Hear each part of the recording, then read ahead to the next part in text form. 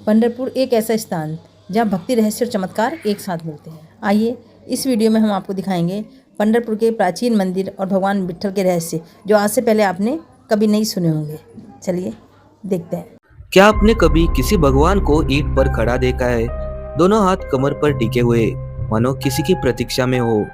महाराष्ट्र के पंढरपुर में एक ऐसा रहस्यमय मंदिर है जहां हर साल लाखों लोग पैदल पहुंचते हैं। न कोई दिखावा, न कोई जोर जबरदस्ती, बस सच्ची आस्था, भक्ति और प्रेम। इस यात्रा को कहा जाता है वारी, और इस यात्रा का केंद्र है भगवान विठोबा।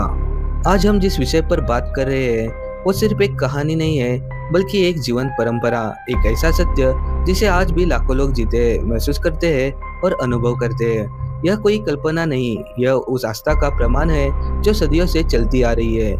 आज हम आपके सामने जो प्रस्तुत करने जा रहे हैं वह है भगवान विठोबा की जीवंत वास्तविकता, इतिहास, संतों के अनुभव और भक्तों की जुबानी उनकी महिमा।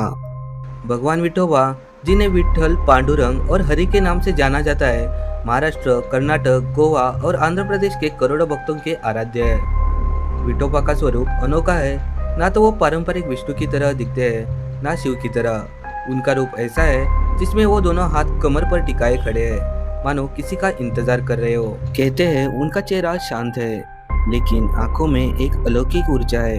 यह प्रतिमा पंढरपुर के मंदिर में स्थापित है और आज भी वैसी है जैसे सदियों पहले थी। विट्ठल शब्द बना है वीट यानी ईंट और स्थल यानी खड़ा होना। क्योंकि भगवान ईंट पर खड़े हुए थे, इसलिए विट्ठल कहे गए। कुछ मान्यताएं उन्हें श्री कृष्ण का अवतार मानती है, लेकिन कुछ भक्त मानते हैं कि वो स्वयं प्रेम का रूप है। कोई भी भक्त जब भी उन्हें सच्चे मन से बुलाता है तो वह उनके सामने आते हैं। अब बात करते हैं उस प्रसंग की जहाँ से विठोबा के रूप की स्थापना होती है।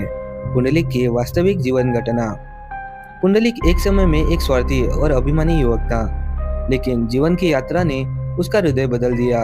एक तीर्थ में उसने वृद्ध साधुओं को माता पिता की सेवा करते देखा और तभी से उसने संकल्प लिया कि वह जीवन का शेष भाग केवल अपने माता पिता की सेवा में ही लगाएगा।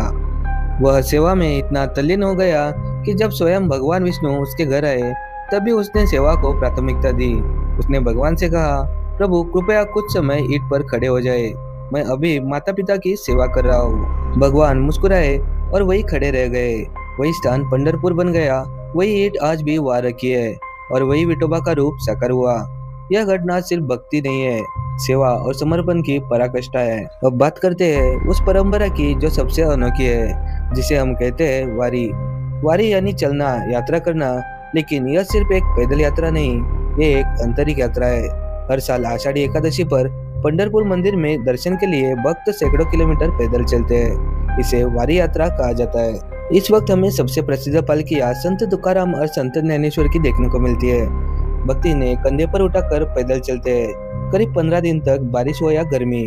ये कहते हैं हरि विठोबा ज्ञानबा तुकाराम। रास्ते भर अभंग गाए जाते हैं और मराठी भक्ति गीत। कई लोगों को प्रश्न उठता है, ये करते क्यों है? इसकी मान्यता यह है, विठोबा जब तक बुलाते नहीं आप जा नहीं सकते।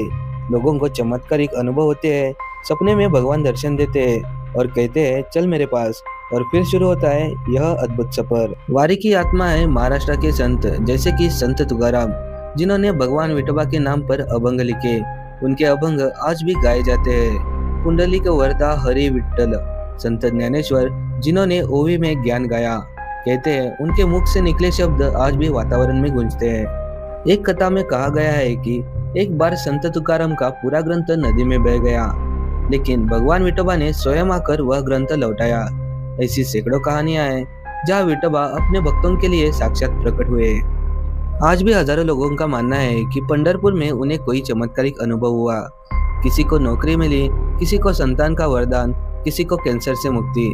लेकिन एक बात सब कहते हैं, विठोबा आपको तब बुलाते हैं जब आप तैयार होते हो। एक महिला जो 30 साल से चल नहीं सकती थी, अपने बेटे के साथ पंढरपुर दर्शन के लिए गई। कहते हैं मंदिर में जैसे ही घंटी बजी, उसके पैर कांपने लगे और फिर वह खड़ी हो गई। विठोबा की खास बात है, वो हर किसी के है, न कोई जात पात, न कोई ऊंच नीच, न अमीर गरीब। गांव के लोगों के लिए वो अपने जैसे है, सीधे सरल लेकिन प्रेम से भरे हुए। उनकी मूर्ति कहती है, मैं तुम्हें आदेश नहीं दूंगा, बस तुम्हारे साथ खड़ा रहूंगा। क्या आप जानते हैं पंढरपुर का मंदिर 700 साल पुराना है। कई शासकों ने इसे तोड़ने की कोशिश की, लेकिन हर बार मंदिर बच गया। कुछ कहते हैं नीचे गुप्त सुरंग है, कुछ कहते हैं पुंडलिक की समाधि के नीचे कोई दिव्य ऊर्जा है। आज भी वैज्ञानिक इसकी गहराई तक नहीं जा सके। क्या यह केवल आस्था है या वास्तव में कुछ अलौकिक ऊर्जा है जो हर साल लाखों लोगों को खींच लाती है? कुछ रहस्य तर्क से नहीं भक्ति से समझे जाते हैं। भगवान विठोबा की कथा कोई कहानी नहीं है, यह एक अनुभव है। वो भगवान जो ईंट पर खड़े रह सकते हैं, वो संत जो शरीर छोड़कर भी यात्रा में शामिल होते हैं, वो भक्त जिनकी सेवा के आगे खुद भगवान झुक जाते हैं। ऐसा नहीं है कि हर किसी को पंढरपुर का बुलावा आता है, लेकिन जिन्हें आता है उनके जीवन में कुछ बदल जाता है। शायद इसलिए वारी में जाने वाला हर पथिक सिर्फ पंढरपुर नहीं पहुंचता, वो खुद के भीतर विठोबा तक पहुंच जाता है। तो अगली बार आप जब भी आषाढ़ी एकादशी के दिन किसी को पैदल चलते देखें तो समझिए वो सिर्फ भगवान के दर्शन के लिए नहीं, बल्कि उस चमत्कार की खोज में है जो सिर्फ महसूस किया जा सकता है, बताया नहीं जा सकता। जय हरि विठल, जय रकुमाई।